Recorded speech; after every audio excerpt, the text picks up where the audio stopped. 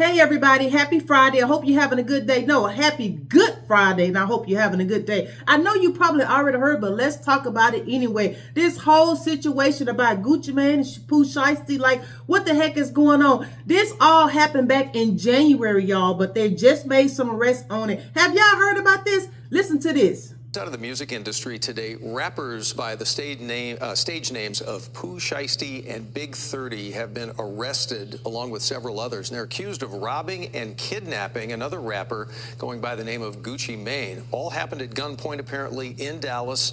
The Department of Justice revealing new details on that investigation today. Mercedes Holguin live for us right outside the federal building in Dallas where that took place. What's the latest on all this?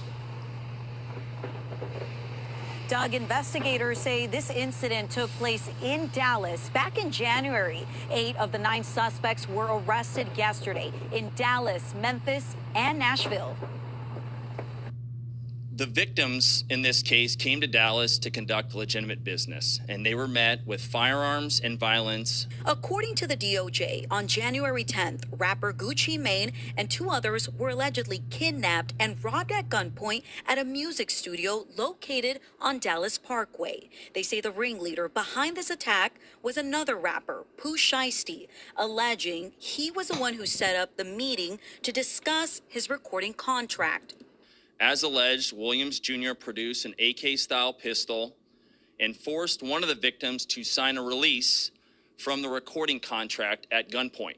Officials say a total of 9 suspects were involved, including Pooh Shiesty's father and rapper Big 30. The remaining conspirators displayed firearms and robbed the other victims of Rolex watches, jewelry, cash, and other high-value items. One of the victims was actually choked by one of the defendants to the point of near unconsciousness. The DOJ released these pictures, and a federal complaint states that the suspects posted videos on social media where you can see them wearing some of the jewelry they stole. Investigators were also able to link the suspects to the crime through electronic monitoring, saying that Pooh Shiesty was already in federal home confinement at the time of the robbery. Officials say all 9 suspects will be transported over to North Texas, where they will be sentenced. And the arrest for that 9th suspect will be happening soon. For now, reporting from Dallas. And these people are so crazy because they have a ton of evidence against them. I mean, they have everything from surveillance, fingerprints, cell phone records, social media posts. They have bus records. They have so much evidence against them. Like, how on earth are they going to be able to get out of this? Okay, listen to this. The charging document outlines some of the evidence, just some, establishing the defendant's roles in the federal offense. This is as follows. Electronic monitoring data placing Williams Jr. at the offense location, which would put him in violation of his home detention conditions. Cell phone records and license plate reader data corroborating the coordinated travel of multiple defendants from Memphis, Tennessee to Dallas. Rental car records confirming Williams Sr. rented a vehicle that was used by the group. Surveillance footage from the offense location, a nearby office supply store, and a hotel where several of the defendants stayed following the offense. Fingerprint evidence as well that was recovered from the crime scene, matching at least 2 of the defendants. Social media posts by defendants displaying what appears to be stolen property just in the days following the offense. Greyhound bus records confirming the travel of multiple defendants from Dallas to Memphis the day after the offense. I mean, what the heck? They got tons of evidence on them. What did they even... If you're going to plan to do something, apparently they didn't plan it right, because why they got so much evidence against them? Just sloppy. That's what you call a sloppy criminal, okay? They didn't even think it out. They deserve to get put away for this, okay? Then the feds raided the home of Pooh Shiesty's family, okay? Disturbing the neighbors. It was like 5:30 in the morning. Got the neighbors on edge looking at the door because they banging on the door saying, come out with your hands up and all of that. Listen to this. On the ground in Cordova searching a home owned by the family of rapper Pooh Shiesty. The feds confirmed to Fox 13 they executed a federal search and arrest warrant. Neighbors reporting hearing flashbangs as agents entered the home early this morning.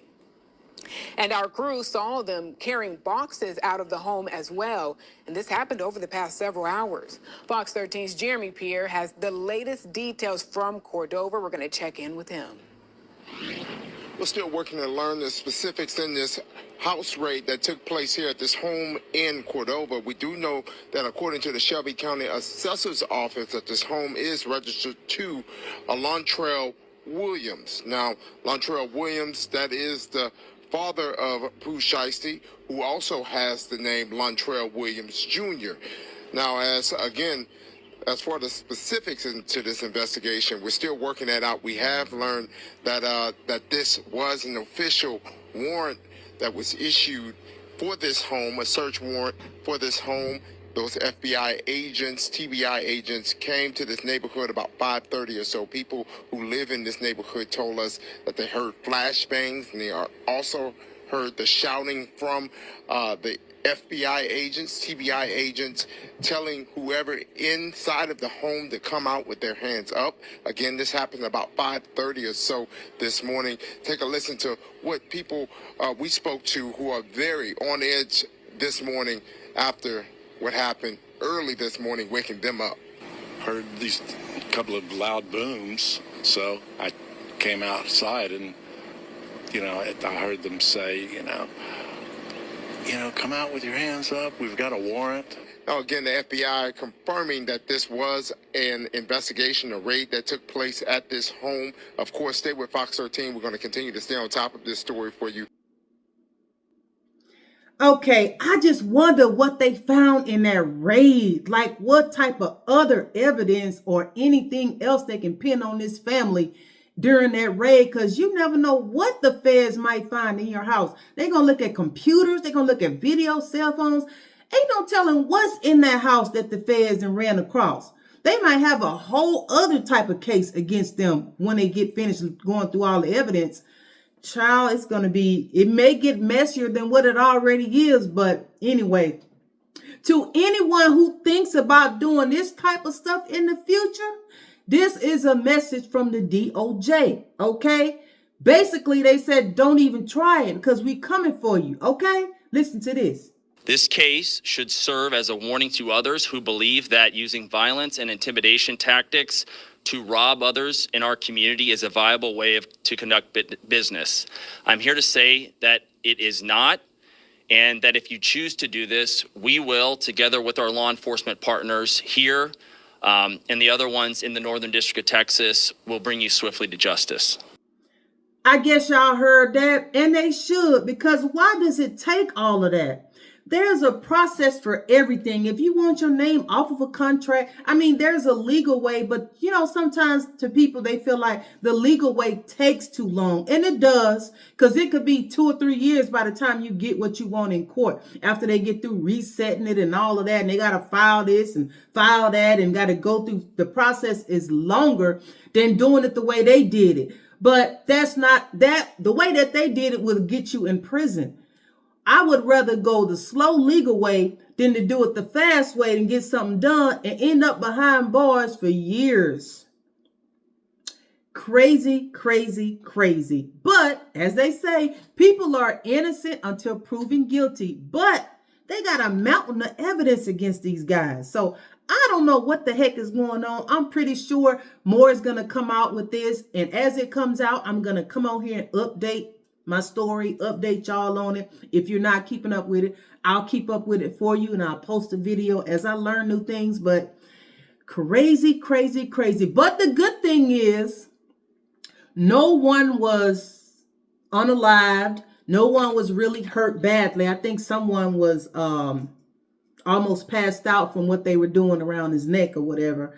But it could have gone worse than that, because we've heard about other studio incidences where people did not come out alive. So I'm just glad that they didn't do anything like that, okay? Because you can recover from a scare. You can recover from, getting your jewelry back and things like that, but you can't get your life back.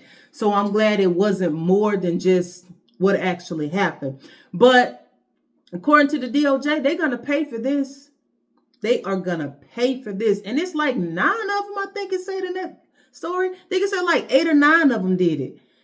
See what I'm saying? Nowhere is safe. You can't even go to the studio. You can't even have a meeting. You can't even it's just crazy nowadays. So anyway, that was my update on the story. That was my take on the story. That was the information. That's all the information I have as of now. I will be back on to update and let everybody know what else I find out, because there will be more details. So anyway, y'all continue to have a good Friday, a good Friday, and also happy Easter. Okay? Bye, y'all.